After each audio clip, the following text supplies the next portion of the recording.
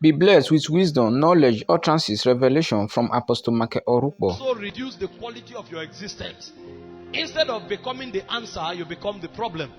Instead of being the help, you become the problem. And so you need to understand that you must grow into the best version of yourself. Because when God created you, He created you as the help that the world is looking for. Praise the Lord. But for a woman to really become all of these, she must grow through 4 phases in her life. I'm not going to talk about woman extensively, but I'm just building. She must grow and pass through 4 phases in her life. And she needs to understand what each of these phases represents in order for her to truly become the help or the helper that God created her to be. There are 4 phases of maturity every woman passes through. The first phase is the phase of a gear child. The second phase is the phase of a lady. The third phase is the phase of a wife. And the fourth phase is the phase of a mother.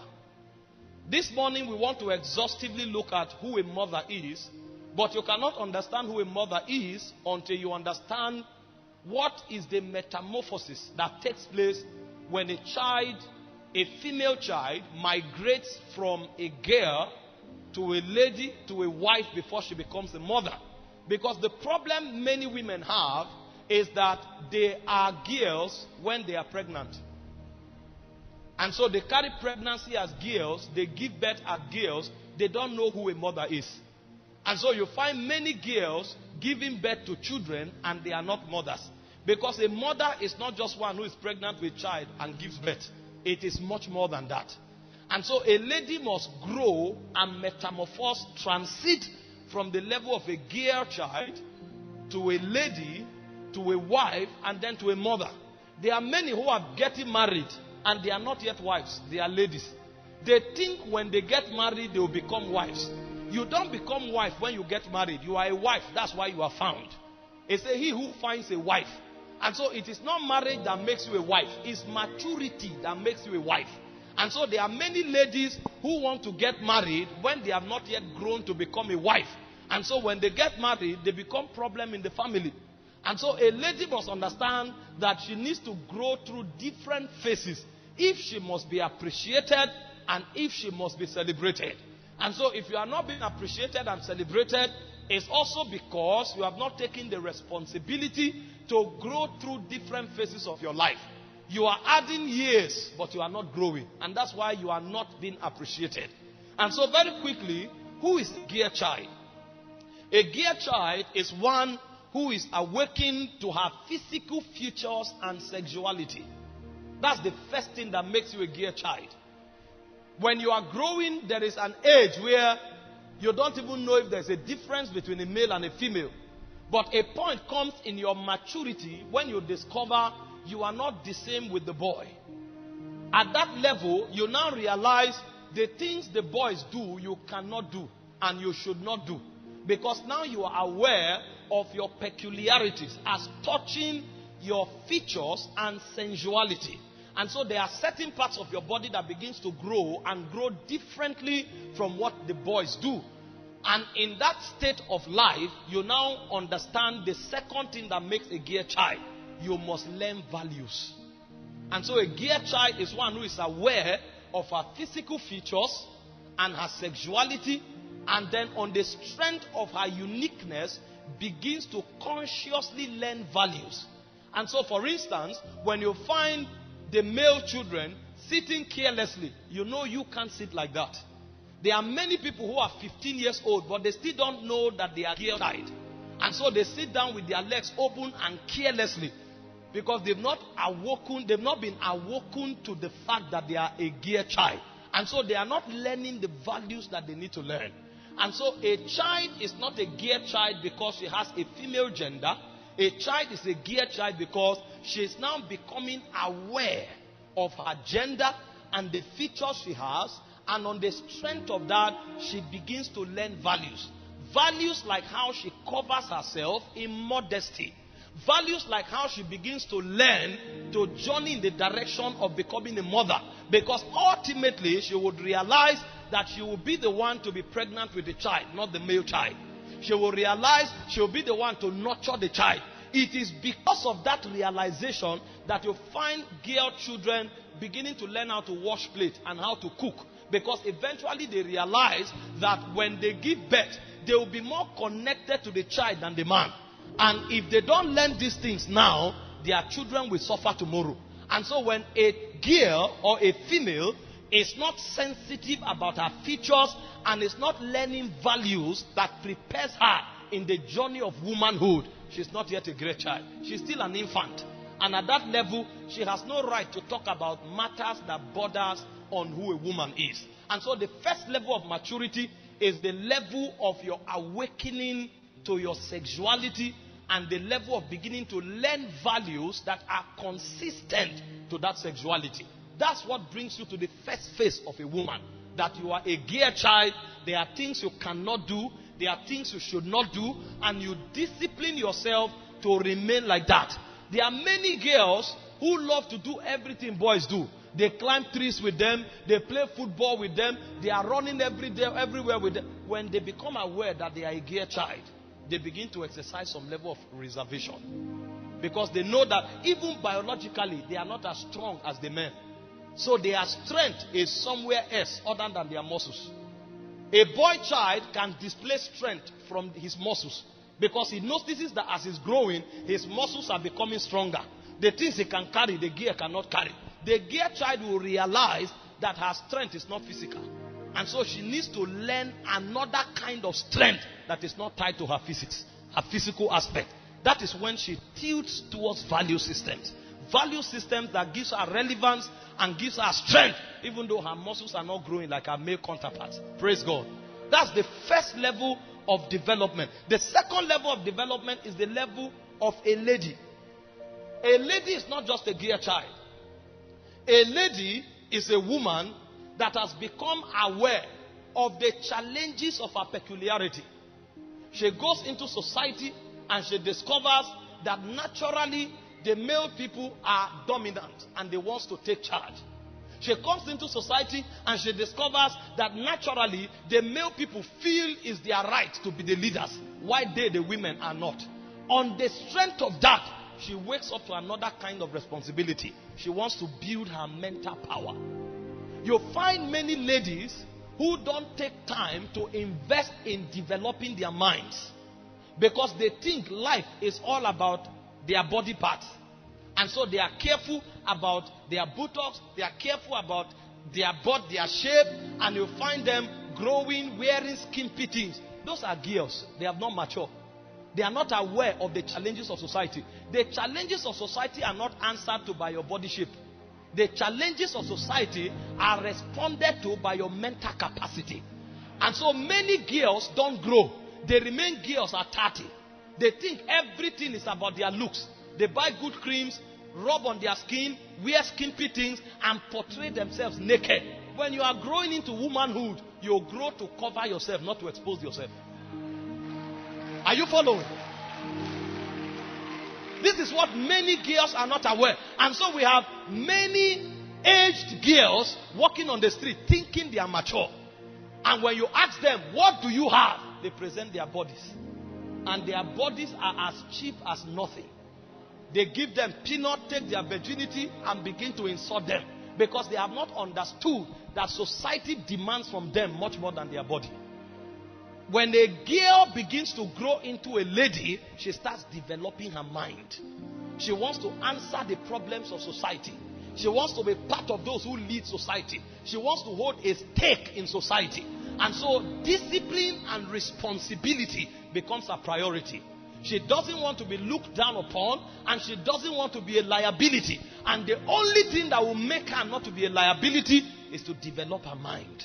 And so you find people who migrate from being girls to ladies beginning to develop their mind. And I'm not saying there's anything wrong in looking good, but I'm saying looking good is what you learn as a gear. And so looking good is not what you even learn when you become 30. You learn it when you are a gear.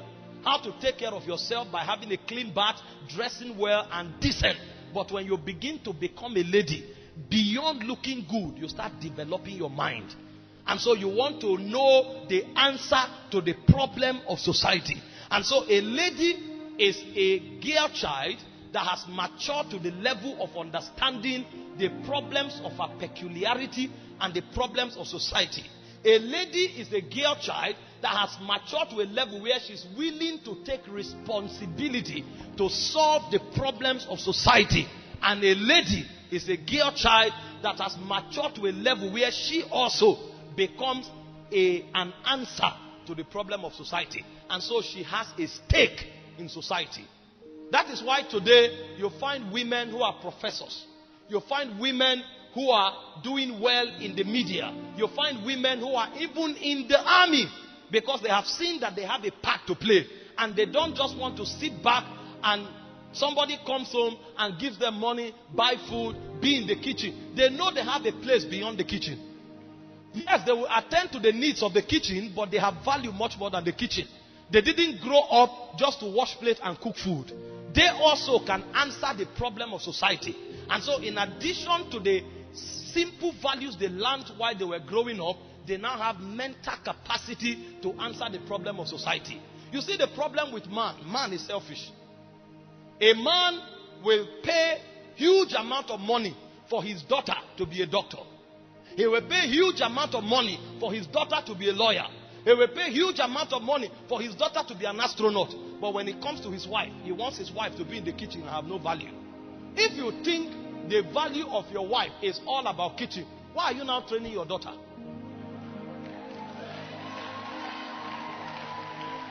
Are you seeing why a woman must become a lady? If you don't consciously build value to become a lady, society will undermine you and you have no right to complain.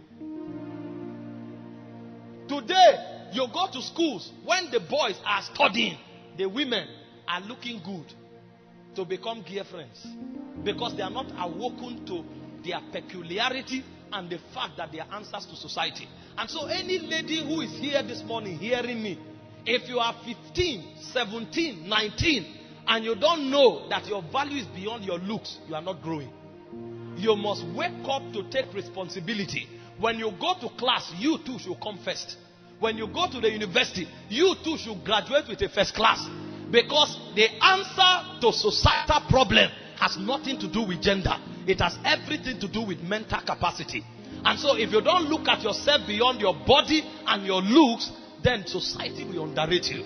Every lady commands respect in society.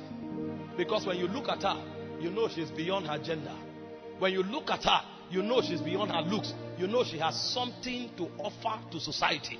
And even in politics today around the world, we have women that are senators. We have women that have become presidents, ruling over entire nation. And this has nothing to do with submission. Because submission is not to society. Submission is not to men. Submission is to your husband. Society tries to underrate women by generalizing spiritual truths. The Bible did not say women be subject to men. It didn't say that. It said, wives, be subject to your own husband. And so a woman is not supposed to be subject to every man in society. That's why you see many charlatans trying to intimidate women. You see a tout, wake up, a woman is talking in society, say, shut up, you are a woman, what do you have to say? Who told you she has nothing to say? The person who has the best idea is the one who has authority to speak. It has nothing to do with the gender.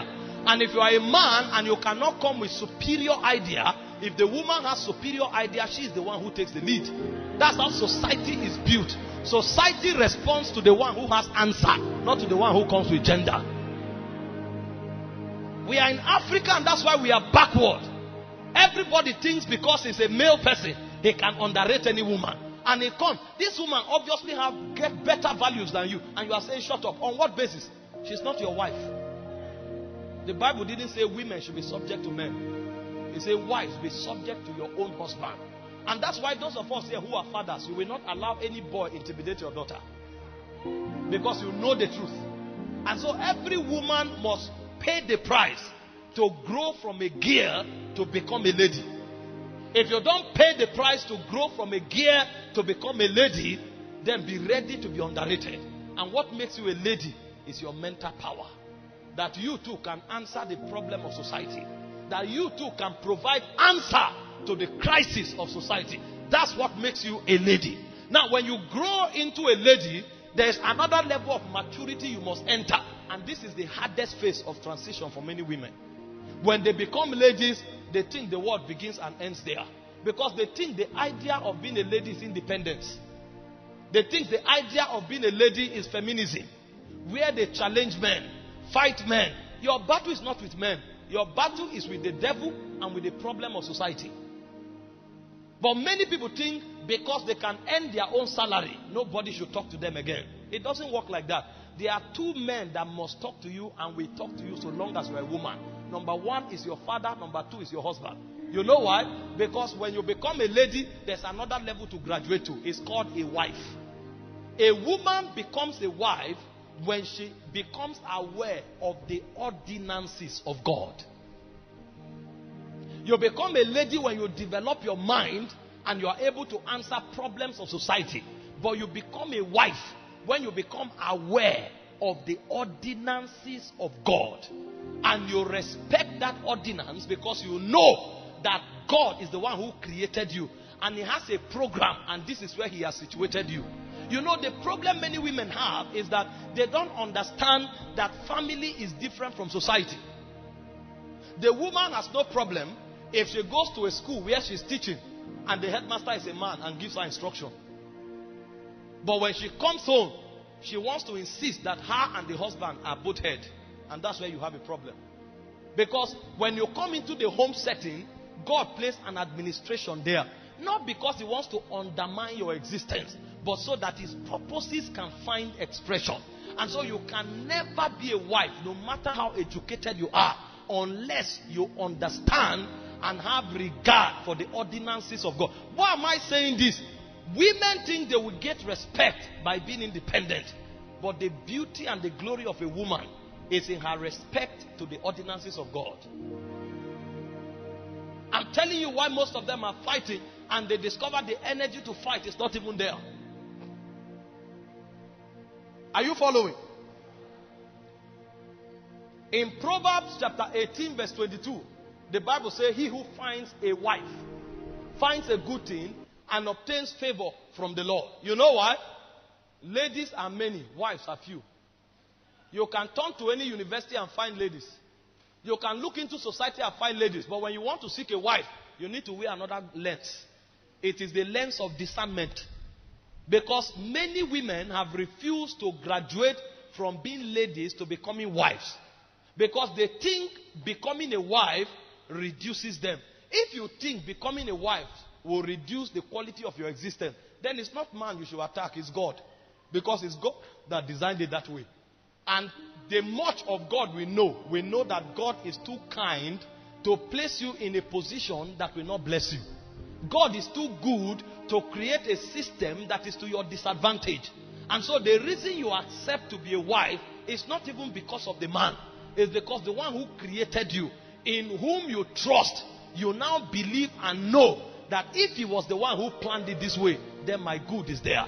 Because you see, I know the thoughts that I think towards you, they are thoughts of good and not of evil, to give you a hope and a future. So God cannot create a system that favors men and disfavors women. God is not a wicked God. It's not a biased God. It is a function of his intelligence, his wisdom, his law, and his understanding. And so a woman must accept God's ordinance and come under that ordinance. Then she would have migrated from being a lady to becoming a wife. And what is the cardinal ordinance of God as touching a wife? It's in Ephesians chapter 5 verse 22 to 23. That is the clearest picture of scripture that defines who a wife is. Ephesians 5 22 and 23. I want you to see scripture. It says, wives, submit to your own husband. That's why I say not to men, to your own husband, as to the Lord. So it is the same way you submit to Jesus that you submit to your husband. And so if you want to learn how to submit to your husband, practice it from submitting to Jesus. He said the way you submit to the Lord, that's how you submit to your husband. And so a woman has two lords. The first Lord is the Lord of all. The second Lord is her husband. And you will see the Bible speak about Sarah. It says Sarah called Abraham, her husband, Lord. That's what it takes to be a wife. And this is why many cannot be wives. It said, for the husband is the head of the wife, as also Christ is the head of the church and is the savior of the body. And so in case you say you didn't understand the first one, it said the same way Christ is head of the church. It said that is how your husband is head over you. And so what the church cannot do to Christ, a wife cannot do to the husband. You see why if you want to get married, you can't just come and say, I love him, I love him. I tell people, don't marry because you love somebody. If you love the person, that is good. But marry because God led you. Because marriage is not a joke. It said the person you are getting married to will be your Lord, as Christ is the Lord of the church. And so before you marry, make sure that person knows Christ and is like Christ. Because if you marry somebody that is not like Christ, he has already been given the authority to be Lord over you. And so people don't understand the implication of marriage. They wake up and say, I love him, I love him, because he went to a gym and his chest is big. The day he uses that chest on you, you will now understand why wisdom is superior to emotion.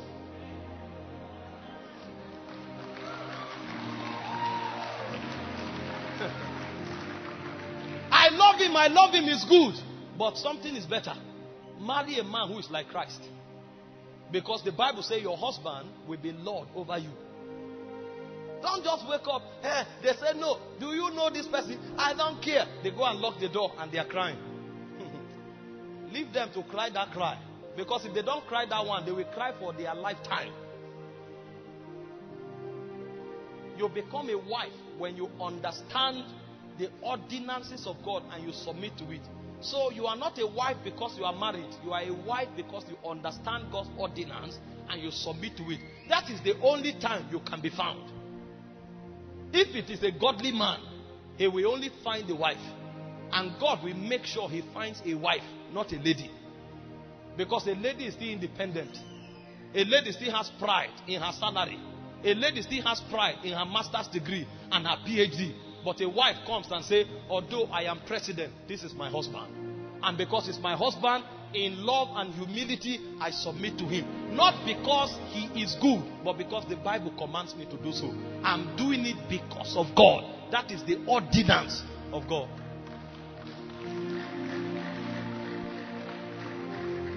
I wish I had time to talk to men.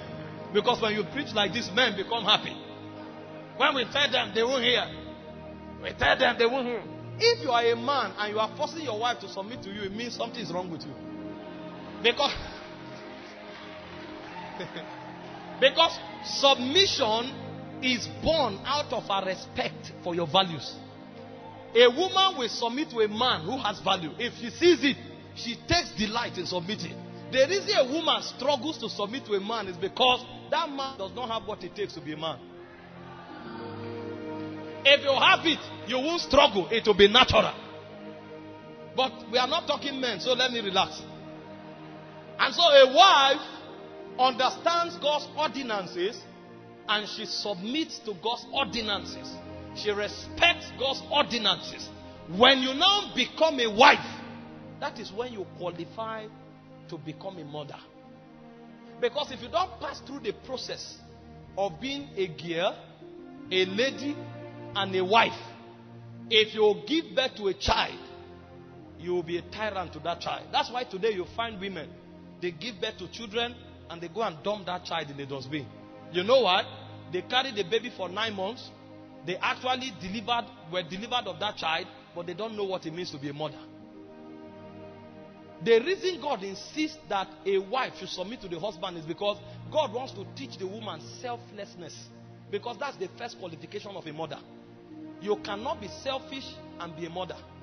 The first thing that makes you a mother is not that you are pregnant. What makes you a mother is that you have understood what selflessness is. Because beginning to end, motherhood is about sacrifice and selflessness. And if you have not learned selflessness and sacrifice in submitting to your husband that has authority over you, your child that you have authority over, you will kill him. And so God creates an insurance system for children by teaching women the art of selflessness, because they are the actual vital authority over children. Exodus chapter 2 from verse 1 to 10. I will read it and I will show you 5 qualities of a mother. Now, why am I writing this? Our topic is the joy of a mother. If you don't know who a mother is, you won't even know what to make you happy. Because if you are a girl, when they are saying the joy of a mother, you will be thinking it's about a woman who is bought jewelries and she's looking good. Because a girl is at the level of discovering herself. So the joy of a girl is to look good. So long as she can wear diamonds, she can wear good jewelries, high heel, she's happy. So the joy of a girl is looks. And when we are talking about the joy of a mother, you may assume what we are talking about is looks. And so you think the whole concept about the topic this morning is you should have all you need, you should be happy, you should dress well. That is part of being a woman, but that is at the level of a girl. You may think what we are talking about is the joy of a lady, where you bagged your degree, you get a job, and then you are just, your audacity level is just high, you are confident, and you are just doing what you want, and then you think we'll be talking about independence. If you are a lady, the joy of a lady is independence. The joy of a girl is looks. The joy of a wife is the care and the affection from her husband. But we are talking something that is beyond looks, beyond independence, and beyond affection from your husband. You know, the Bible said the affection of the woman shall be, the wife shall be to the husband. And so a wife is happy when the husband loves her. And all of these things are good. But today we are looking at a mother. If I was talking about women generally, I would have spoken about looks, I would have spoken about independence, I would have spoken about the love of a husband, the care of a husband. But I'm not talking those things. I'm talking about a mother. It's Mother's Day. And so the joy of a mother is not looks. It's not independence. It's not the affection of her husband. The joy of a mother is deeper than these 3 things. And so it's important to know who a mother is before you can even appreciate what the joy of a mother is. And so Exodus chapter 2 from verse 1 to 10, I show you. And I will also show you from this scripture why I told you a mother is not just one who gives birth. Because Moses had 2 mothers. His biological mother and Pharaoh's daughter.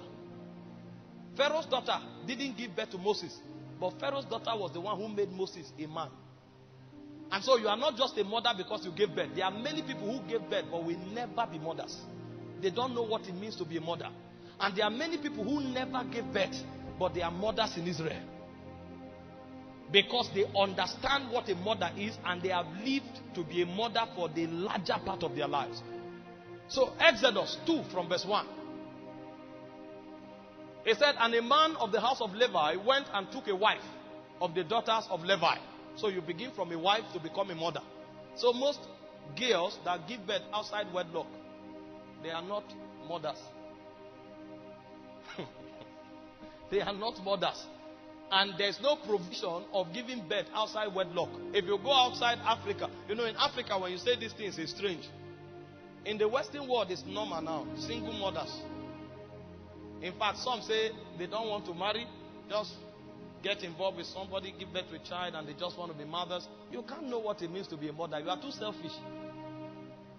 You don't know what it means to be a mother. You may have a child, but you will never be a mother. And the proof is that when that child grows, he will never fulfill destiny.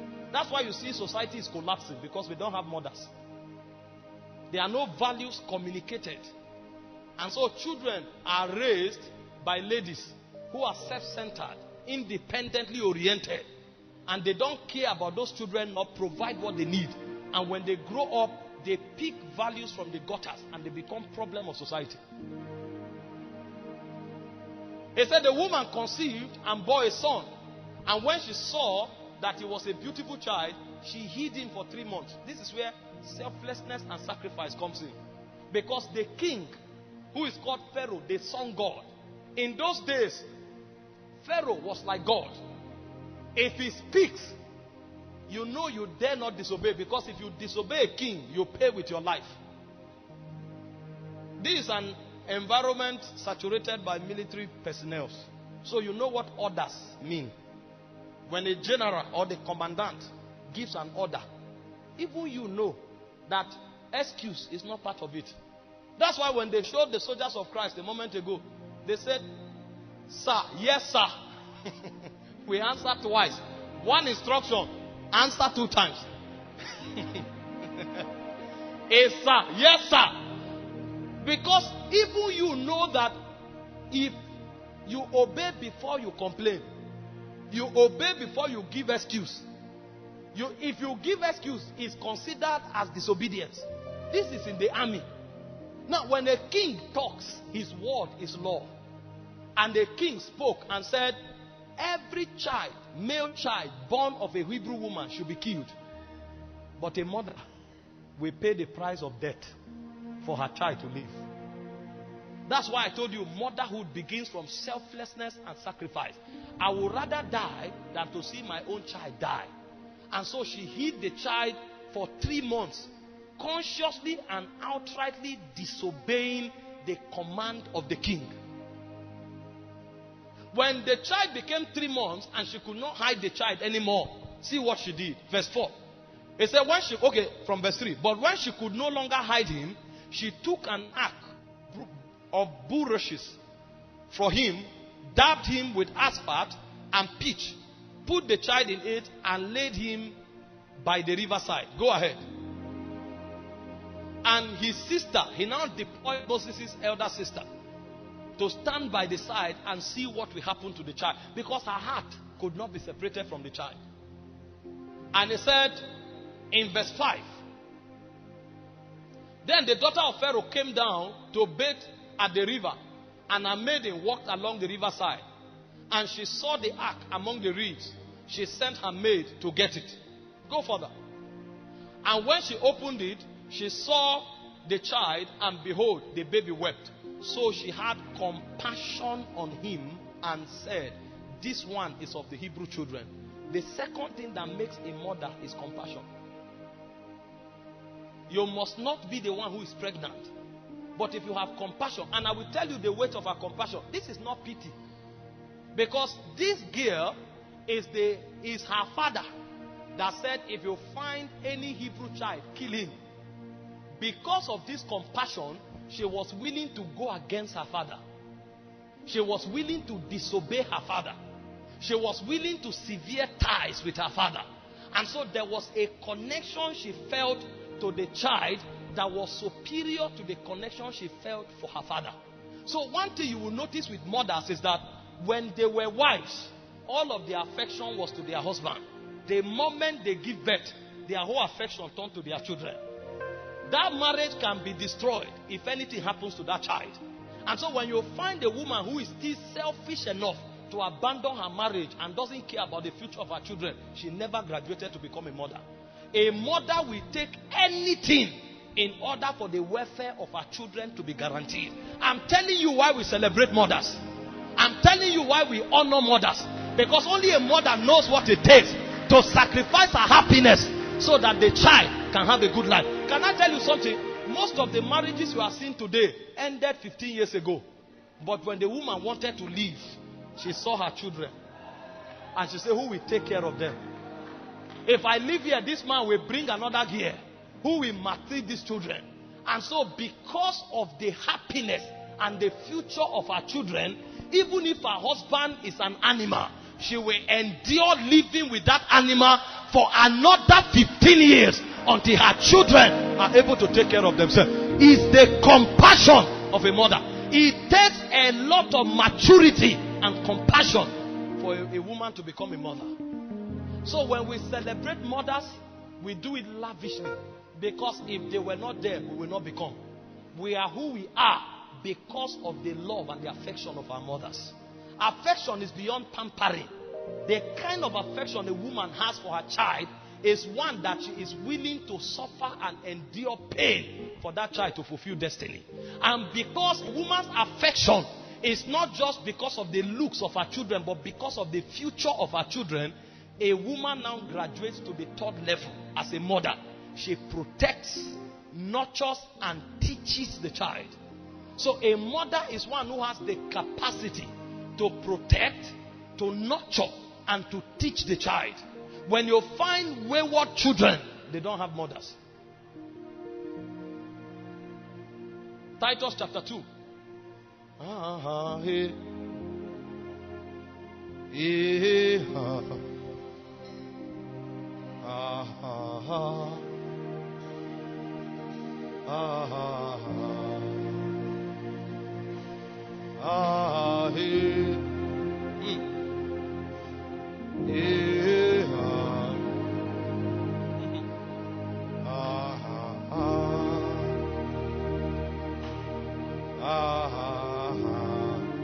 Titus chapter 2 from verse 4 to verse 5. He said that, start from verse 3. He said, let the older women, the mothers now, likewise, be reverent in behavior, not slanderers, not giving to much wine, but teachers of good things. So a mother is a teacher of good things. He said, in teaching good things, they admonish young women to love their husbands, to love their children. Go further. Verse 5. To be discreet, chaste, homemakers, good, obedient to their husband, and that the word of God may not be blasphemed. So the reason a child, especially a girl child, becomes a pride of society is because a mother taught that child good things. I can tell you that the first values every child will learn, she won't learn from the father. Men are too busy about providing food for the house to think about this child is insulting somebody or this child is disrespectful. It is the mother that follows through and begins to teach the child. When you see an elder, bend down and greet the elder. When an elder is talking, don't talk. Don't look at him in the eyes. Whatever you are told to do, do. Even if the father shows up, this boy is stubborn, come and carry your child. He doesn't care. You know what fathers do? They get what it takes for the child to be trained when they are mature. And when the child is trained, the father comes and claims him and says, this is my son. Like father, like son. But when that child fails, the father begins to look for the woman. Come and carry your son. You know why? You know why? Because the first values a child learns is the mother that teaches that child. But see, our generation, we have ladies, not mothers. And so a child is 10 months old. That child is crying and the mother is on Instagram. Today you find children drowning in pool. Where is the mother? She's chatting on Facebook. And you find many wayward children raised who are worse than bastards. Because if they were bastards, at least they would have struggled to survive. Now they are sitting at home and learning iniquity from their parents. Chatting, and a child will go crawl into the pool and drown. That's when the woman will wake up. Hey, I'm finished. What happened? Hey. Because they don't know the price of being a mother. They don't know the pains of being a mother. They don't know what it takes to be a mother. Today you find children, especially female children, they grow into puberty. They are trying to understand their sexuality.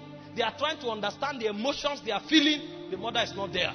She dumps the child to a wayward teacher to teach her sex education school. And the idea of teaching sex education in school is to expose children to pornography. Most women cannot even account for the different phases of development of their children, even their daughters. From the age of 1, it's a nanny that bathes the child. It's a nanny that feeds the child. It's the nanny's value that the child adopts.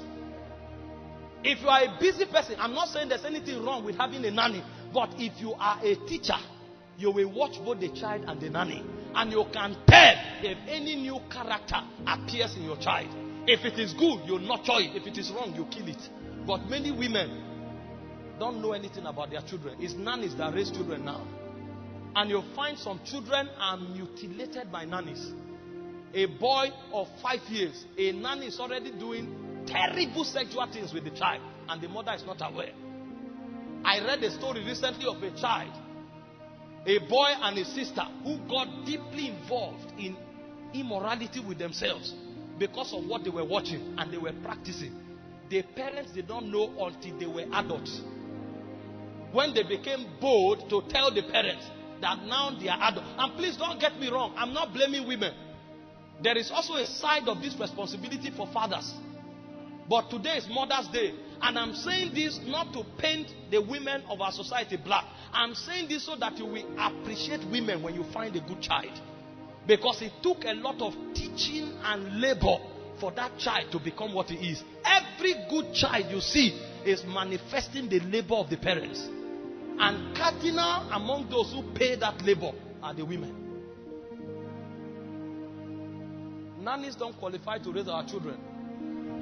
They are doing their job, but we want to put values in our children. And the values we want our children to have, the nannies don't have them. And so they can help us, they can support us, but they don't have what it takes to input values into our children. And so when women are awoken to motherhood, it becomes their duty to transfer values and heritages into children, especially in their formative years. Because what a child learns between the age of 1 and 10, that child can never change it. That becomes his personality.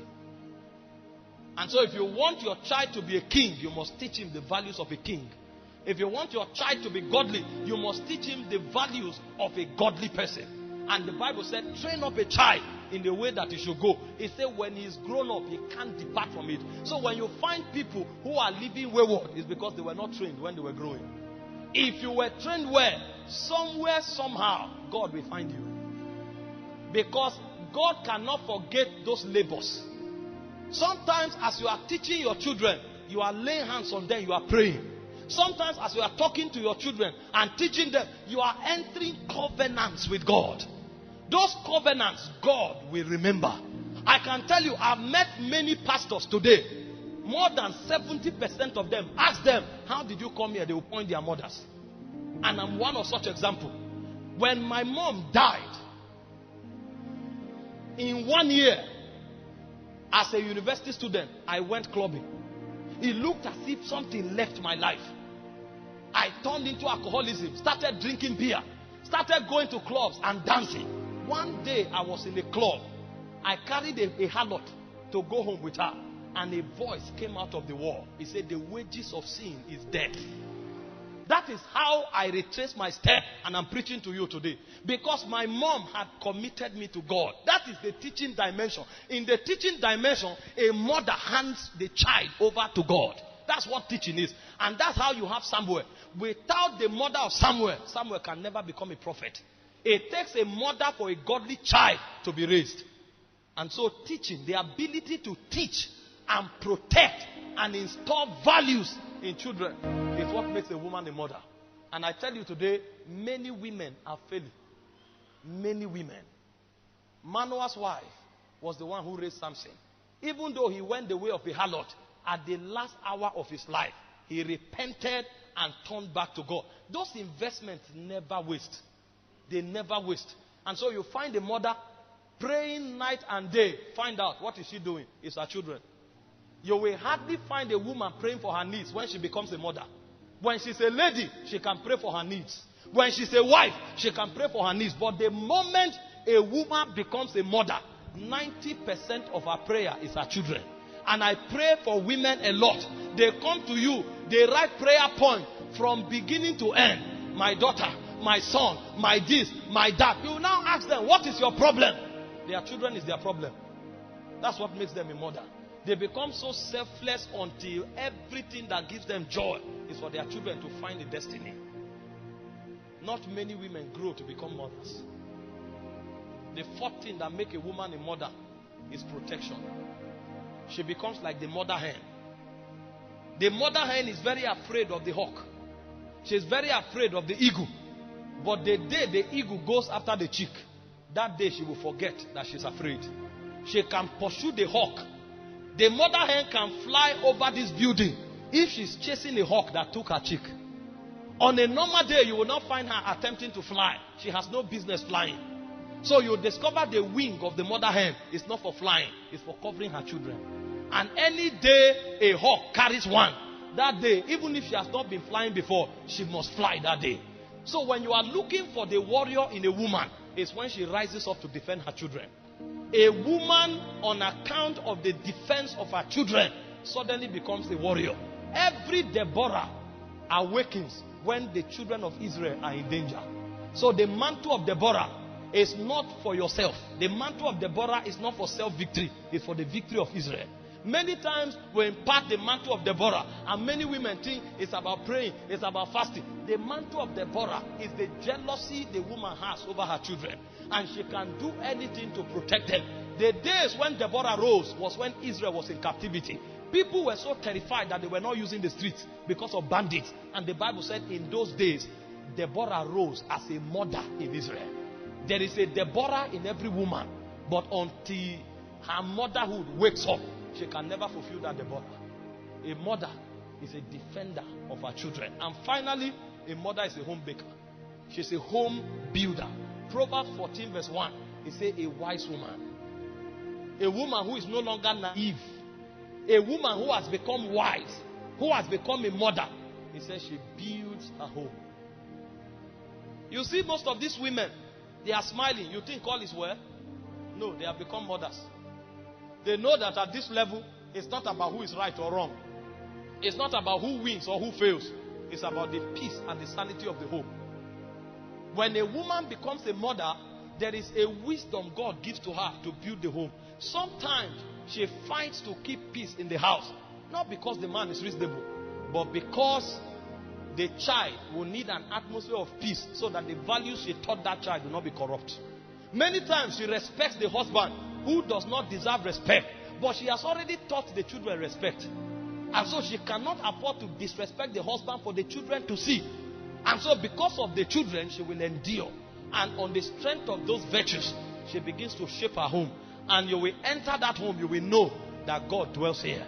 Every home that is working, there is a wise mother behind the scene. If a home is failing, there is a foolish mother behind the scene. You become a mother when you develop the wisdom for building a home. Why do we celebrate mothers? We celebrate mothers because of their sacrifices. No man can be a mother for one day. Men are too self-oriented, too proud and too arrogant to take what women take in order to play their part in society. And because only a woman has what it takes to do the things I have listed, a woman is not a liability. She's a helper. Most times, the problem men have with women, which is also a function of their ignorance, is this. Every woman you see, no matter how old she is, she's still a gear. In every mother, there is a gear. And in every gear, there is a mother. A woman is not complex. You just need to discern which of them is speaking per time. When you find the gear speaking, respond to the gear. When you find the lady speaking, respond to the lady. When you find the wife speaking, respond to the wife. When you find the mother speaking, respond to the mother. And so it takes a lot of wisdom to become a husband. But when a woman matures, she matures from a gear. She matures through a lady. She matures through a wife. And she becomes a mother. When she becomes a mother, only one thing gives her joy. For her children to fulfill purpose. For her children to fulfill destiny. And that is why in 3 John chapter 1 verse 4, Paul said, there is nothing that gives me joy like to see you walking in the word of truth. And so we celebrate mothers, especially on a day like this, because every president that is righteous because of a mother.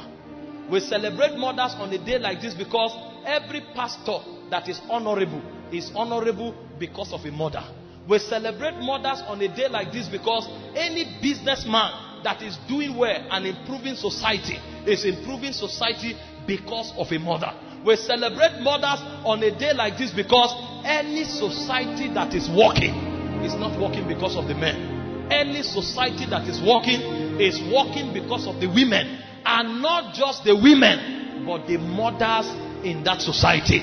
And so this Sunday, Four Square Gospel Church, can we rise up in honor and celebrate our mothers for their sacrifices, for their labors, for their pains, for their wisdom, and for all they represent to us and to society. Stretch your hands and celebrate these women.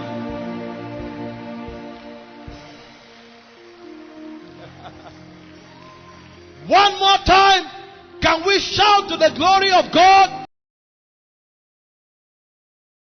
If you are really blessed by this message by Apostle Michael Orokpo, please do us a favor by sharing to your loved one and to your group. Please subscribe. Click on the notification bar for more related videos. Thank you and stay safe.